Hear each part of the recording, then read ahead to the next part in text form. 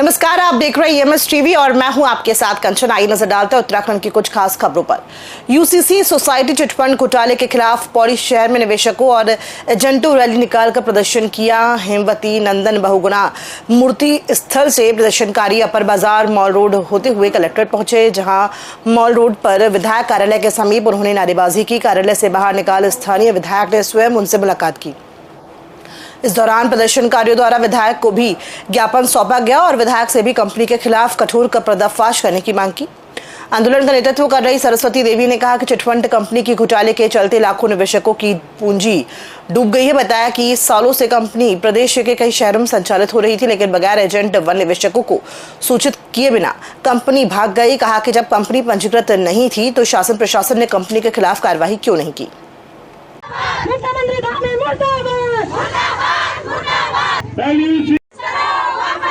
LUCC का पैसा वापस करो। एलयूसीसी का वहाँ बहने आएगी तो आपको दिक्कत होगी। आपसे अनुरोध है और चार धाम यात्रा को बाधित करने के लिए मजबूर होंगे और ये माँ बहन बेटियां इतने फ्रस्ट्रेट हो चुके हैं कि ये आत्मदाह करने के लिए मजबूर हो चुके हैं। तो हम सीएम धामी के आवास के, अगर हमें ऐसा करना पड़ेगा तो हम सीएम धामी के आवास के बाहर से आत्मदाह करने के लिए मजबूर हो जाएंगे। इसकी सारी जिम्मेदारी हमारी राज्य सरकार की है, हमारी केंद्र सरकार की है। बहुत से लोग कह रहे हैं कि बोला आप फंसे क्यों, तो हम पूछना चाहते हैं कि हमारे सरकारों ने इस ठग कंपनी को लाइसेंस दिया क्यों? यदि लाइसेंस दिया तो इसकी मॉनिटरिंग क्यों नहीं की? यदि मॉनिटरिंग नहीं की तो इसको भागने कैसे दिया गया? अब जब जनता सड़कों पे अपनी आवाज उठा रही है तो जनता की आवाज क्यों नहीं सुनी जा रही है? उनकी एजुकेशन रुक गई है, तो ये सरासर झूठ है कि वो हमने यहाँ पर जेल में बंद कर दिए हैं। मैं इन बहनों से ये कहना चाहती हूँ और मैं पुष्कर धामी जी से कहना चाहती हूँ कि जब आपको कहीं पर भीड़ इकट्ठा करनी होती है, जब कोई कार्यक्रम आपको करना होता है, तब आप मैसेज कर देते हैं समूह के माध्यम से कि अपनी पीली साड़ियां पहन के और नथ पहन के गुलबंद पहन के वहां पर आ जाना उस स्थल पे। क्या हमारे, मैं पूछना चाहती हूँ ये उत्तराखंड सरकार से, क्या हमारी माँ बहनों की कीमत सिर्फ उन्होंने ये भीड़ का हिस्सा बना रखा है? और जितने भी ये साथी हैं, ये सब गाँव से भी कई मेरे गरीब एजेंट हैं, वो बोले अगर पैसा नहीं मिलेगा तो हमारे घर बर्बाद हो जाएंगे। अगर शासन प्रशासन हमारी नहीं सुनेगी तो हमें तो आत्मदाह के लिए तो सरकार बोली बेटी बचाओ बेटी पढ़ाओ, इसी दिन के लिए बेटी बचाओ बेटी पढ़ाओ। उत्तराखंड की सरकार का ये दायित्व था कि अगर भारत सरकार के एग्रीकल्चर मंत्रालय ने इसे परमिट दिया हुआ है तो इसका मतलब ये लीगलाइज ढंग से काम कर रहा था। इसी वजह से जो है लोगों ने इसमें निवेश किया। अगर एलयूसीसी फर्जी है तो भारत सरकार का एग्रीकल्चर मंत्रालय भी अपने आरोपों से नहीं बचता, वो भी फर्जी है। इसका मतलब अगर वो फर्जी है तो फिर तो भारत सरकार ही फर्जी है। तो भारत, ये आरोप सीधा भारत सरकार के ऊपर है कि आपके अधीन इस तरह के लाइसेंस दिए जा रहे हैं जिसमें कंपनियां लोगों की करोड़ों रुपए की ठगी करके भाग जा रही है।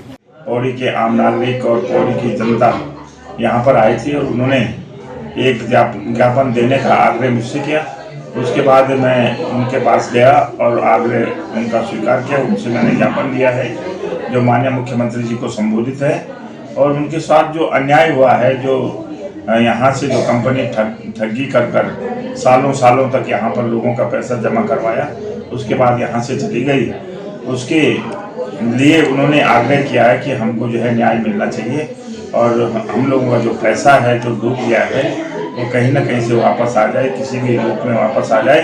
तो सरकार से उन्होंने मदद की गुहार की है। रुड़की जनपद जंगल की सुरक्षा का जिम्मा है, वहीं लोग जंगल के लिए नासूर बने हुए हैं। इब्राहिमपुर गांव में खैर के पेड़ कटने का वन विभाग ने खुलासा कर दिया है। इस मामले में वन विभाग के अधिकारियों ने आसफ नगर निवासी तस्कर दीपक कुमार पुत्र रामपाल को गिरफ्तार कर जेल भेज दिया है, तो वहीं एक वन दरोगा को निलंबित भी किया गया है। वन तस्कर रामपाल से जब इस बाबत अधिकारियों ने पेड़ कटान की पूछताछ की तो उनके होश उड़ गए। हैरत की बात यह रही कि जिन लोगों को जंगल पर बचाने की जिम्मेदारी दी गई है उन्हीं का नाम बेशकीमती लकड़ी चोरी कराने में सामने आया है। जैसे ही वन दरोगा का नाम इस मामले में सामने आया तो वन विभाग के छोटे से लेकर बड़े अधिकारियों में हड़कंप मच गया। तो हम लोग काफ़ी दिनों से इसमें छानबीन कर रहे थे और सुराग में हमें कुछ मिले थे सुराग इसमें। तो एक अभियुक्त को हमने इसमें कुछ जो सुराग मिले थे उनके बेस पे उसको हमने जेल भेजा है और उसके बयानों में किसी हमारे एक कर्मचारी का नाम आया तो नाम तो अभी मैं नहीं उजागर करूँगा क्योंकि ये एक तो इनकी निजता का वो है और दूसरा अभी कार्रवाई गतिमान है इसमें। कितने पेड़ काटने वाले माफिया? इसमें दो घटनाएं जो हुई सामने आई थी, एक तो इब्राहिमपुर में और दौलतपुर, वहाँ पे 10 पेड़ों का विश्व प्रसिद्ध उत्तराखंड की चारधाम यात्रा का आज विधिवत शुभारंभ हो गया है। ऋषिकेश के ट्रांजिट कैंप परिसर में चारधाम यात्रा संचालित करने वाली संयुक्त रोटेशन व्यवस्था समिति ने चारधाम यात्रा के शुभारंभ पर कार्यक्रम का आयोजन किया, जिसमें मुख्यमंत्री पुष्कर सिंह धामी, कैबिनेट मंत्री सुबोध उनियाल, पूर्व मंत्री प्रेमचंद अग्रवाल पहुंचे। मौके पर मुख्यमंत्री पुष्कर सिंह धामी ने चारधाम यात्रा पर जा रही 10 बसों को हरी झंडी दिखाकर रवाना किया। इस दौरान मुख्यमंत्री पुष्कर सिंह धामी ने श्रद्धालुओं से बातचीत की और उनसे ट्रांजिट कैंप परिसर में व्यवस्थाओं के बारे में भी पूछा। मुख्यमंत्री से मिलकर श्रद्धालु काफी खुश और गदगद नजर आए। मुख्यमंत्री पुष्कर सिंह धामी ने कहा कि इस बार की यात्रा ऐतिहासिक होने जा रही है।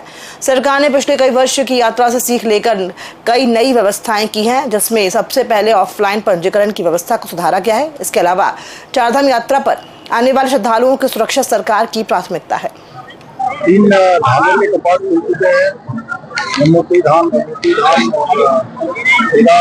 बाबा केदारनाथ, कल भगवान बद्री विशाल के कपाट खुल जाएंगे और सभी तैयारियां पूरी कर ली गई। सभी हमारे स्टेक होल्डर, सभी हितधारक, अनेक संस्थाएं जो लगातार वर्षों से चारधाम यात्रा में अपना योगदान देते आए हैं, सभी योगदान देंगे। सबकी यात्रा अच्छी हो, एक अच्छा अनुभव जो हम उत्तराखंड का लेकर जाए। सबकी सुरक्षा हमारे लिए सर्वोच्च प्राथमिकता है। चारधाम यात्रा का आगाज शुरू हुआ, आज चौथा दिन है, पर लगता है कि इस बार गंगोत्री और यमुनोत्री धाम में आने वाले श्रद्धालुओं का नया रिकॉर्ड बन सकता है। अगर बात की जाए श्रद्धालुओं की, तो गंगोत्री धाम में आज तक 17,362, यमुनोत्री धाम में 29,534 श्रद्धालु दर्शन कर चुके हैं, यानी कि 3 दिनों में दोनों धामों में 46,896 श्रद्धालु दर्शन कर चुके हैं। वहीं गंगोत्री से 260 श्रद्धालु गोमुख के दर्शन कर चुके हैं। आने वाले दिनों में यह आंकड़ा और भी तेजी के साथ बढ़ने वाला है। पिछले साल की यात्रा से सबक लेकर प्रशासन ने यमुनोत्री धाम में व्यवस्थाओं में सुधार किया है, जिसकी तारीफ श्रद्धालु भी कर रहे हैं। साथ ही जगह जगह पर मेडिकल टीम, पुलिस और SDRF श्रद्धालुओं की मदद के लिए खड़ी है। साथ ही श्रद्धालुओं को 500 की संख्या में यमुनोत्री धाम के लिए भेजा जा रहा है, जिससे यात्री सुगमता पूर्वक दर्शन कर रहे हैं। और हमको बहुत अच्छा लग रहा है। अच्छी व्यवस्था है सरकार की। धामी सरकार ने बहुत अच्छी व्यवस्था रखी है। जो हमारे महाराष्ट्र से किसान भर के आते हैं उन्होंने भी वो सब खुश हो गए। बहुत अच्छा लगा है। जैसे चढ़ाई में थोड़ा ये लग रहा था कि बहुत टफ है करके, पर एक बार गए तो फिर वहाँ पे मंदिर में जाके हमको बहुत अच्छे से दर्शन भी अच्छे से हो गए। और मैं यमुनोत्री जी का दर्शन किया, हमने बहुत अच्छा लगा। और पहले दिन माँ का कपाट खुला तो माँ के दर्शन पालकी के पीछे पीछे हम गए। सभी व्यवस्था बढ़िया है, सरकार की सभी व्यवस्था बढ़िया चल रही है। समय पर सभी कार्य हो रहे हैं। कि लोग मतलब अपने बुढ़ापे का वेट करते चारधाम यात्रा के लिए, पर हम लोगों को मतलब हमारी किस्मत इतनी अच्छी है कि हम लोग इतनी कम उम्र में चारधाम यात्रा कर पा रहे हैं। और ये तो मेरा पहला ट्रैकिंग एक्सपीरियंस भी था, तो काफ़ी अच्छा भी लगा, रोमांचक था। ओपनिंग था, क्राउड कम था, बहुत अच्छे से व्यवस्थित सब दर्शन हो गए हैं, सब कुछ अच्छा लगा है। अभी काशी विश्वनाथ टेम्पल के हम दर्शन कर रहे हैं और यहाँ से फिर हम जाएंगे गंगोत्री दर्शन करने, और अभी हम चारधाम की यात्रा पे आए हैं। बाबा काशी विश्वनाथ का मंदिर था तो मैं बीच में रुक गया और पहले बाबा जी के दर्शन किए, बुलावा आया था। अब इसके बाद मैं गंगोत्री धाम जाऊंगा, उसके बाद बाबा केदारनाथ धाम, और उसके बाद बद्रीनाथ धाम, और उसके बाद ऋषिकेश, और फिर वापस अपने घर को प्रस्थान करेंगे। कैसा लग रहा है आपको? बहुत ही बढ़िया बंदोबस्त है, उत्तराखंड गवर्नमेंट का भी बहुत बढ़िया बंदोबस्त है, और मुझे खुशी हुई कि मुझे सौभाग्य प्राप्त हुआ कि मैं आज यहाँ पे चारधाम दर्शन। शुभकामनाएँ सभी यात्रियों को जो है यात्रा मंगलमय। इसी कामना के साथ हम लोगों ने जो है अपनी जो है विभागीय एम्बुलेंस से 108 वाली एम्बुलेंस से इनको जो है रूट प्लान तैयार करके उनको सबको तैनात कर दिया है। साथ ही जो है हमारे यहाँ जो है गंगोत्री धाम के लिए हमारे पास स्क्रीनिंग पॉइंट हिना होता है, जहाँ पे हम 50+ की मैंडेटरी स्क्रीनिंग करते हैं, और बाकी जो है जो हाई रिस्क वाले होते हैं उनको हम एडवाइजरी भी देते हैं, और साथ में उनको आगाह भी करते हैं भाई कि आपको ये दिक्कतें आ सकती हैं। हनुमंतपुरम गंगानगर ऋषिकेश निवासी ध्रुव गुप्ता ने शहर का नाम पूरी दुनिया में रोशन किया है। ध्रुव ने एशिया वर्ल्ड चैंपियनशिप में भारत का प्रतिनिधित्व करते हुए 4 गोल्ड मेडल जीते हैं। कजाकिस्तान में आयोजित एशिया वर्ल्ड चैंपियनशिप से गोल्ड जीतने के बाद वापस भारत लौटे ध्रुव का गर्मजोशी के साथ ऋषिकेश में स्वागत और सम्मान हुआ। इस सम्मान को पाकर ध्रुव काफी खुश और गदगद नजर आ रहे हैं। ध्रुव का कहना है कि वो भविष्य में भी भारत का प्रतिनिधित्व करते हुए देश का नाम ओलंपिक में रोशन करना चाहते हैं। ध्रुव गुप्ता ने बताया कि पहले भी वो कई बार भारत का प्रतिनिधित्व करते हुए power lifting Asia world championship में भाग ले चुके हैं और देश के लिए गोल्ड जीत कर लाए हैं। फिलहाल 26 और 27 अप्रैल को कजाकिस्तान में power lifting Asia world championship हुई थी, जिसमें उन्होंने हिस्सा लिया था।